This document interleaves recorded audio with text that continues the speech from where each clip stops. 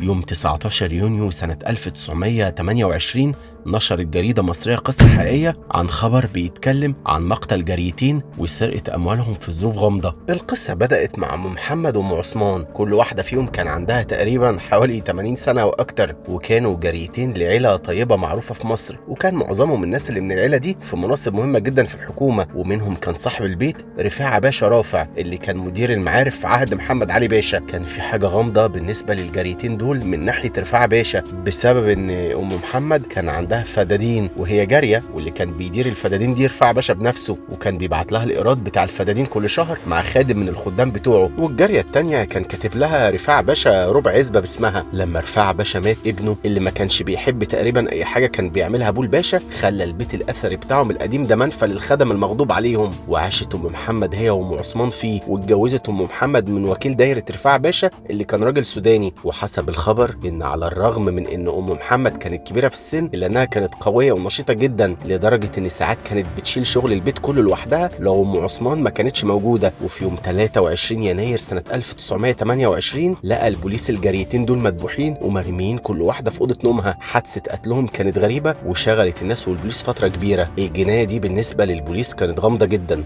خصوصا إن الجاريتين دول كانوا في حالهم ومحدش عارفهم أصلا ولا بالوحش ولا بالحلو. وكانت أول حاجة غريبة حضور شاب عنده 20 سنة لنقطة الشرابية في حالة خوف وارتباك. ودخل الشاب النقطة وفضل ينهج ويصرخ ومش عارف يتكلم ولا ياخد نفسه، واغمى عليه. ولما فاق الشاب قعدوا معاه وهدوه، سألوه هو جاي ليه وايه الحالة اللي هو فيها دي. قال لهم انه كان نايم جنب الأوضتين بتاعت الجاريتين المقتولين، وفي الساعة 11 حس الشاب بأشخاص بيزقوا الباب بتاع الأوضة اللي بينام فيها بعنف، وشاف نور خفيف فقام وجري على الشباك وحاول يفتحه ما فتحش، فكسره ونط من الشباك على الجنينة وفضل يصرخ ويستنجد برجالة البوليس. ولما ملقاش حد فضل يجري لحد ما وصل لشريط السكة الحديد، واول ما وصل هناك لقى خفير وحكى له قصته. والخفير قال له على مكان نقطة الشرطة، وقال لهم يستدعوا ناس ممكن تكون شهد على الحادثة يشهدوا ويأكدوا قصته. شهد الجناين اللي مأجر الجنينة اللي حوالين البيت واللي مساحتها 3 فدانين انه سمع في ساعة متأخرة في الليلة دي اللي هي ليلة الحادثة واحدة من الجاريتين المقتولين بتقول والقاتل بيخلص عليها الحقيني يا اختي، وانه ما شافش اي حاجة من اللي حصلت وما شافش اي اشخاص. وقالوا انه شاف الشاب اللي جه يبلغ ماشي في الطريق.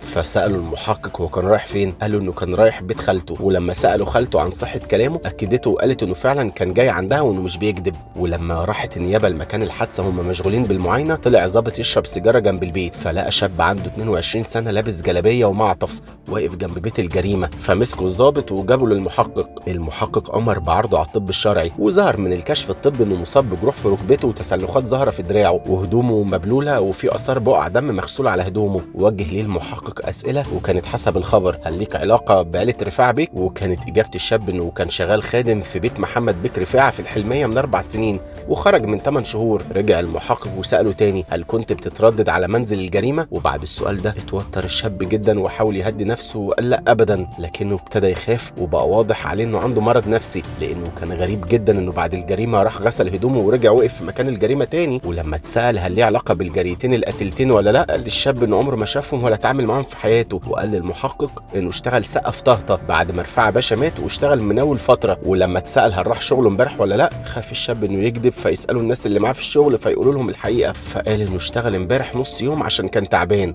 ولما اتسأل عن سبب الاصابات والتسلخات اللي لقوها في ركبته ودراعه، قال ان الاصابات دي من ركوب العجل. اتحفظ المحقق على الشاب واستدعى شهود تانيين عشان يحقق معاهم في تفاصيل القضية، وقالوا له انه كل اللي قاله الشاب ده كذب وانه شخص غريب جدا وانهم بيخافوا يتعاملوا معاه اصلا. وخلصوا التحقيقات وخرجوا من مبنى النيابة، والمحقق خرج هو كمان. واول ما وصل المحقق بيته جاله خبر ان الشهود اللي كانوا معاه النهارده اتقتلوا في مكان مهجور وهم راجعين بلدهم. ما لحقش المحقق يقعد في البيت وخرج على طول راح مبنى النيابة تاني، بس هو في الطريق طلع عليه 2 مش باين ملامح وشهم لانهم كانوا حاطين شال على وشهم ومش باين منهم غير عينيهم. حاول المحقق يهرب منهم ويدافع عن نفسه، بس واحد منهم ضرب المحقق على دماغه وجريوا هما الاتنين. بس وهما بيجروا ضرب المحقق طلقه من مسدسه عورت اللي ضربه على دماغه في رجله. فراح المحقق النيابه واستدعى الشاب المتهم وقال له انه لو ما لقوش الاتنين اللي طلعوا عليه هيعتبروا الشريك في الجريمه دي وهتضاف على جريمته الاساسيه. بعدها بكام يوم جه 2 على باب النيابه وقالوا انهم عندهم كلام مهم في القضيه وانهم عايزين يشهدوا.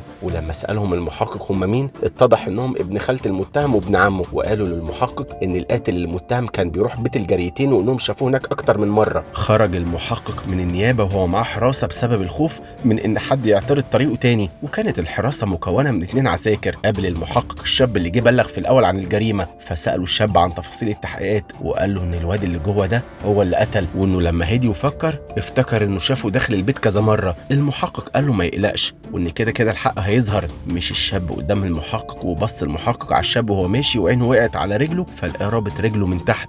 الشاب بص وراه وخد باله ان المحقق شاف رجله. جري منهم الشاب والمحقق والعساكر فضلوا يجروا وراه لحد ما هرب منهم. قرر المحقق تاني يوم انهم يروحوا يفتشوا البيت اللي المتهم ساكن فيه، والبيت كان عبارة عن أوضة في الدور الأرضي فيها طرقة صغيرة في حارة الخربطلي. ولما فتشوا لقوا المسروقات اللي اتاخدت من الجاريتين، وكانت على حسب الخبر جملة مصوغات وقطع من العملة القديمة وفلوس وأواني وملابس حقيرة، وكان دافنها القاتل تحت الأرض جنب الحيطة اللي بتوصل للباب. استدعى المحقق القاتل لبيته وواجهوه بالمسروقات دي. بص له المحقق وقال له ايه قولك دلوقتي بعد ما لقينا المسروقات في بيتك؟ وحسب الخبر ان القاتل فضل ساكت شوية وبعدها قال مش أنا، وكررها مرتين. المحقق قال له قول الحقيقة. في اللحظة دي اعترف القاتل بجريمته وقال انه مش لوحده وانه معاه 3 اشخاص شركاء في الجريمة، وهما واحد اسمه رجب طلع اصلا الشاب اللي جه وبلغ في الاول، وقال انه كان رايح عند خالته، وواحد اسمه عبد اللطيف اللي اتضح انه عم القاتل، وابو الولد اللي جه شهد انه شاف القاتل بيروح بيت الجاريتين كذا مرة، وشخص كمان سماه الباشا. الشرطة قبضت عليهم كلهم واحالتهم لقاضي الاحالة في محكمة الجنايات.